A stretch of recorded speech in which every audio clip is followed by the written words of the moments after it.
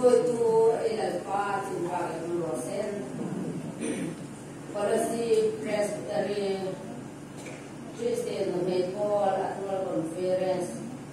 son di Papua hang dinga hung tu hai ko ko in reng di sangla ti be ko je patien tu ti hung ngai sama le ti da ko pun kata son di pandit ni sekolah itu. Di sini lah komani demin ngai tu hai tu ni lo ben.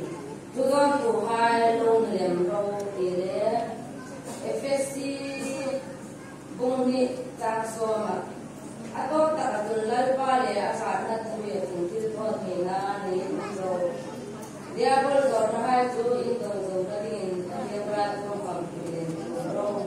Lalpa nak tu tak ikan sedang sobe rosen. Sebab jika ilmu angkan katian tu kemani lemin ngai tu hai tu ni lebih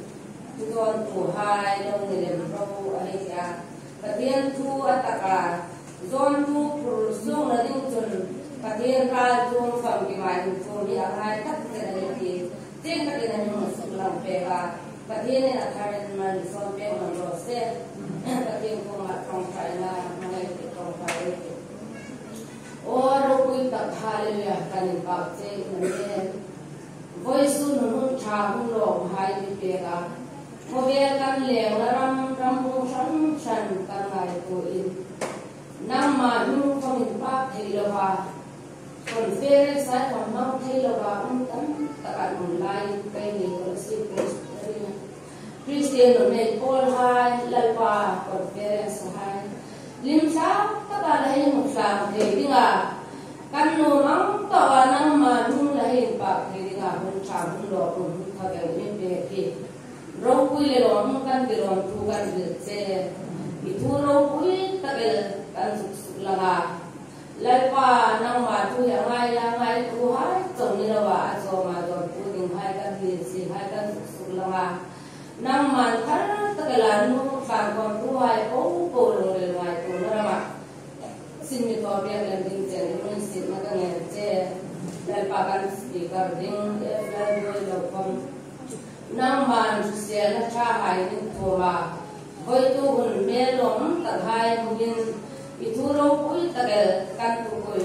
patien tu ta ga por sok ti ku ya mangin ang se da dinga nang man an por se na ang ta ga i tu hi mung po sok the dinga sarawa thang kui ding chen ni sin na ka nge che boy tu kan en kon na kan tanan ko akan to chen boy nel har sa na yin phong lo wa nang kan ma thoi tu kan mu da ka thang na len ding chen le a boy sun sun sa ke kan mu mang ding ko po nang man mang ku ya yin phong boy na har sa na un lo wa me ven ding kan ni sul hai ro mi ngai kan ding san dang ro wi lan pa sun mi kan che